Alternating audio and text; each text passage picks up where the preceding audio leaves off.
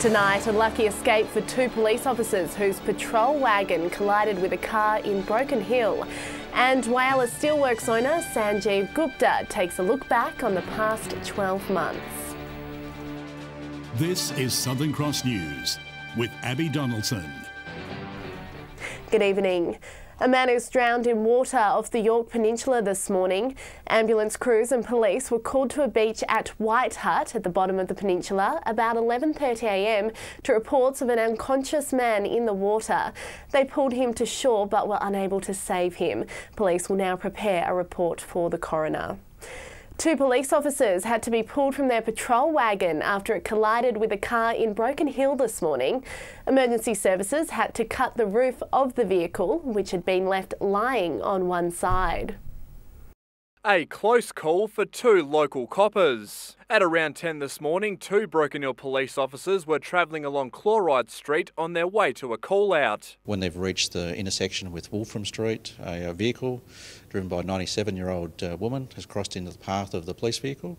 That's resulted in a collision. The crash left the paddy wagon on its side facing the opposite direction. The 32-year-old male constable and 42-year-old female senior constable were both trapped inside the vehicle. Emergency services quickly closed off the intersection and set to work rescuing the officers. The 97-year-old woman was treated for shock. It was an operation to basically cut the roof off the marked police vehicle to get them out. The officers were trapped in the wagon for just over an hour before they were freed and taken to Broken Hill Hospital. What I understand is they've both got minor injuries and bruising, but I don't believe anything life-threatening. Police detectives have established a crime scene and are continuing with investigations. Patrick Ryankey, Southern Cross News.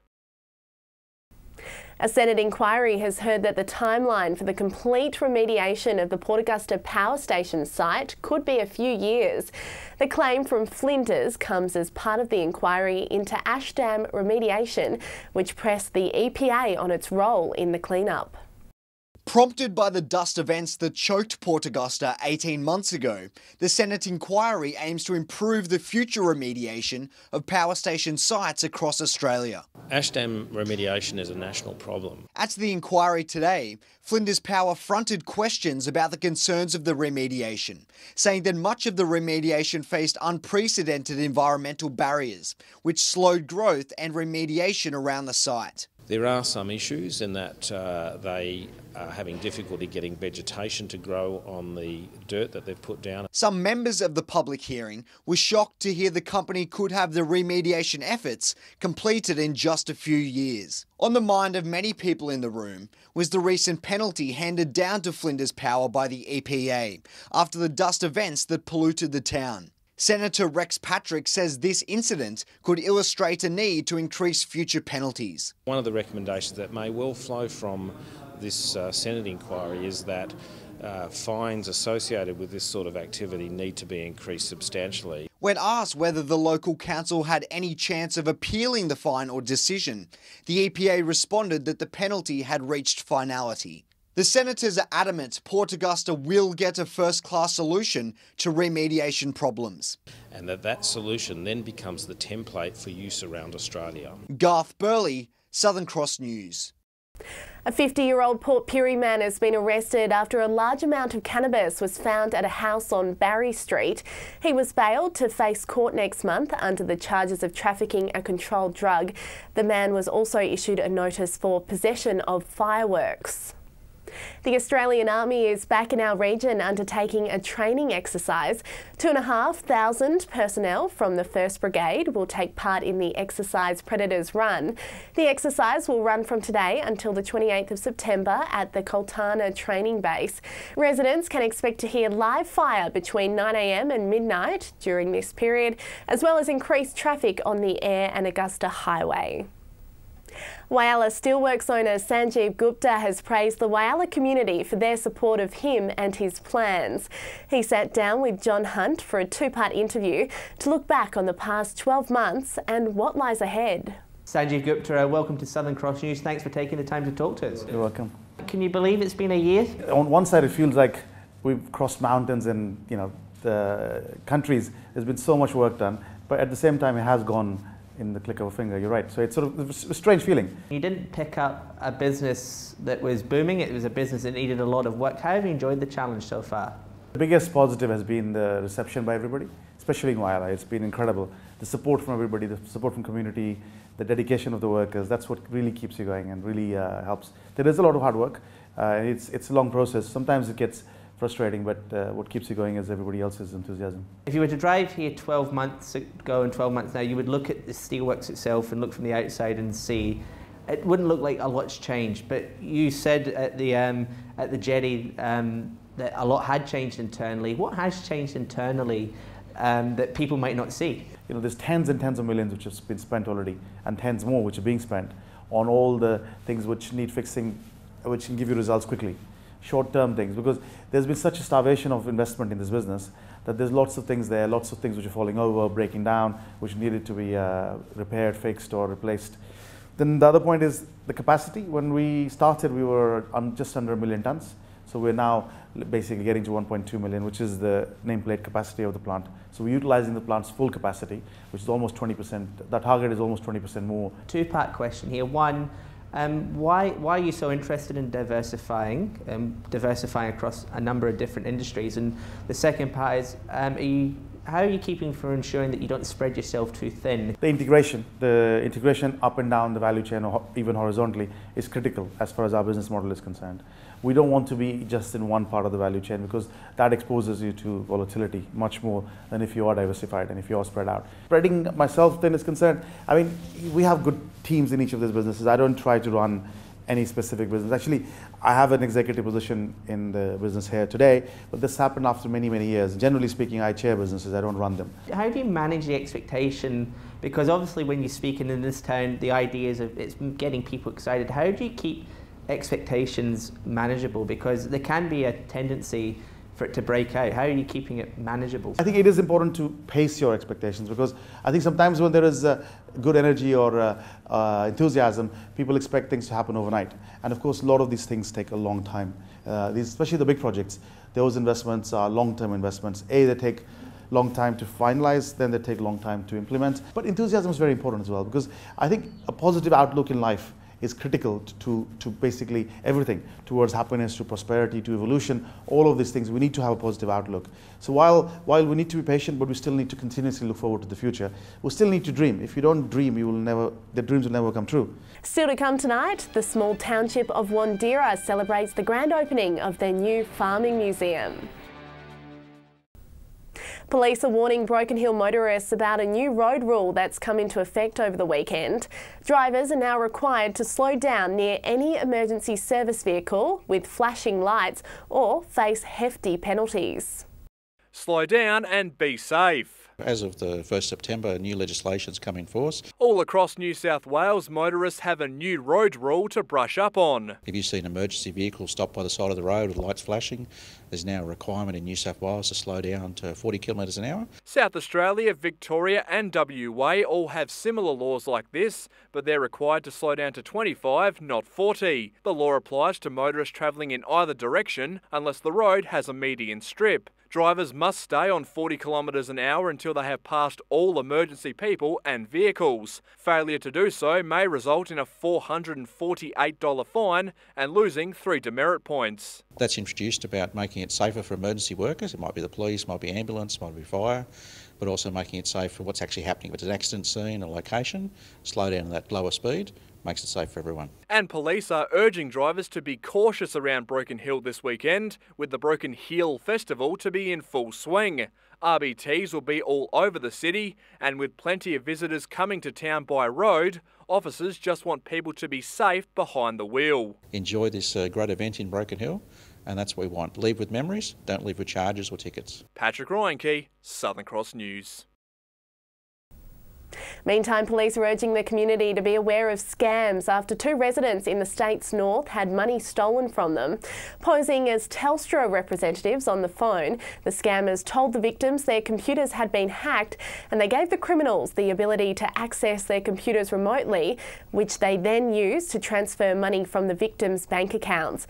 Police are warning residents to be wary of giving out personal information over the phone. For more information, visit the Scam Watch website.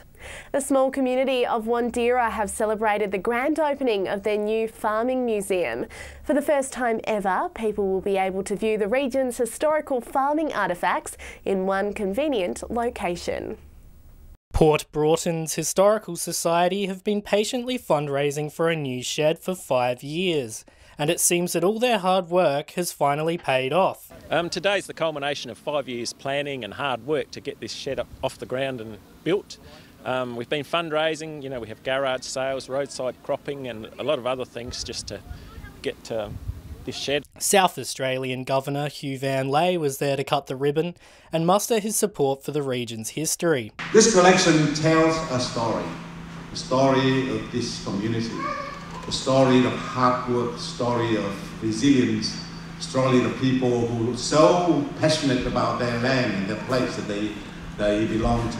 The federal government were also committed to the museum's opening, with member for Grey Rowan Ramsey pledging $52,000 towards the shed's construction. If we're going to keep the heart and soul of these very small communities alive, we need to give them infrastructure to congregate around. The new shed will ensure that the historical items behind me will be safeguarded for generations to come. That shed is going to be able, they're going to be able to restore, retain a lot of the old farming equipment that's around the Whyalla area. Dominic Beaton, Southern Cross News. Port Pirie's Croquet Club has found a new home at the town's modern sports precinct. Players met for the club's annual gala and were able to enjoy the updated facilities, including a new club room and court. Today's our gala day. We have one every year. It was the first one on our new club rooms and new court. We're very happy with our new club rooms. We've been about 19 months without a home. Twilight Games will be held publicly at the start of daylight savings. Stay with us after the break. It was a big weekend of finals in local footy. We'll tell you all the winners up next. And spring is in full swing. I'll have all the local weather details as well. The South Augusta Bulldogs have clinched the Spencer Golf football title after a big victory against a brave Solomon Town Cats side. The Cats put the pressure on early in the match, although it was Souths who showed their class, running away with a 61-point win. The stage was set for a fairy tale finish for either side. Could South extend their premiership tally to 3 in a row? Or would Sollies redeem themselves after last year's grand final loss? South came out firing, capitalising on opposition mistakes in midfield, streaking out to a 31-point lead at half-time. The two sides met in last year's grand final, and there was certainly no love lost. Sollies staying in the fight to reduce the margin. Although it was the Bulldogs who proved to be the better side, scoring 10 goals in the final 2 quarters to seal a comprehensive win. The final hooter sealing their place as the first South side to claim 3 premierships in a row. This year we were the best side for years, so we must have deserved it. So yeah, so commiserations to Sollies. They put up a good effort today, but yeah, we were the better side. South are a very good side. We let them in, and they capitalised on the game. The Sollies faithful nonetheless proud of the achievement of making it to the final for such a new and young side. We were there and other teams weren't, so we're more than happy the way the club went. For South, the last 3 years have been a whirlwind of success, and they're already eyeing another crown next year. We're not going to stop here at 3 wins, we're going for 4. I'll break that to you right there. Taking a look around the other regions, a big win to Crystal Brook means they will play Broughton Mundura for a place in the Northern Area's grand final. In Lincoln, Tasman booted 17 in their victory over Mallee Park. United Yelena were victorious over Tumby Bay in the Great Flinders League, and in Whyalla, Heart in Mouth Stuff as Wirroona Bay snagged victory by a single point. And finally on the York Peninsula, wins to Moonta and Southern Eagles. Garth Burley, Southern Cross News.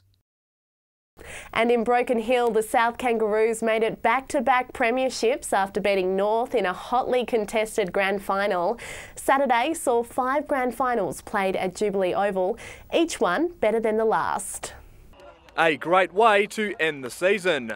AFL Broken Hill's grand final day started out with the under-13s. Congratulations to the West Robins for taking out the cup. The Westies also tasted victory in the under-15s final, downing North by 46 points. As the overcast weather settled in, the highly anticipated women's match between Central and South got underway. The Roos were the favourites coming into the final, but that didn't stop the Magpies from jumping ahead with an early lead. Thanks to great efforts from captain Hannah Muscat, Shelby Raven and a game-sealing goal from Grace Crowley, the Black and White walked away victorious. In the reserves, traditional rivals North and South did battle on the scoreboard and in the occasional melee. The less said about this Donnybrook, the better. In the end, South broke away in the last quarter, kicking 4 goals to North's 1. That makes it 8 premierships in 8 years for the South reserves. And then it was time for the game of the day, North and South once again hitting the field for the A-grade final. On paper, South were the strong favourites, but North quickly showed what they were made of, taking a small 4-point lead at quarter time. Things heated up in the second with South starting to fire. North had no answer for Roo Ford Cody Shawn, who booted 5 goals across the game, an effort which saw him awarded the Stan Brooks medal. South raced away in the third to lead by 19 at the last change. With star export and Crows captain Tex Walker watching on, North started the fourth quarter with a barrage of shots on goal. Unfortunately, they couldn't hit the target, with South holding on to go back-to-back. North brought their best game, and it was a great game of footy, but even when we were behind, I knew our guys would fight it right out, and they fought out to the end and couldn't be prouder. Patrick Ryanke, Southern Cross News. And taking a look at the weather now, we saw some gorgeous springtime temperatures around all districts today. 18 was the top in Port Augusta and Port Pirie.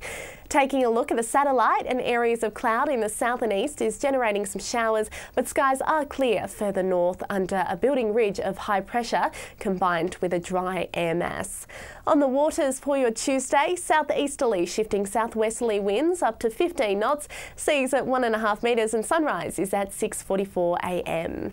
While this sunshine is set to continue tomorrow, warming up in all centres, 20 the max in Port Augusta and 22 the top in Woodna. Taking a look at the rest of the week in the EP, it's looking like we'll get a bit of welcomed rain with a high chance of showers from Wednesday. 20 the top in Port Lincoln before temps drop into the mid-teens to end the week. And further up the Gulf, it'll warm up and be a bit wet on Wednesday. 24 the high for Port Augusta, while it will fine up to end the week, a lovely 18 the top in Whyalla. And lastly, warming up on Wednesday with those showers creeping in too. 23 the max in Port Pirie, and temps will cool off to 13 in Clare to end the week, and fine conditions every day this week in Broken Hill. And that's all from the team this Monday. Thanks for your company. Good night.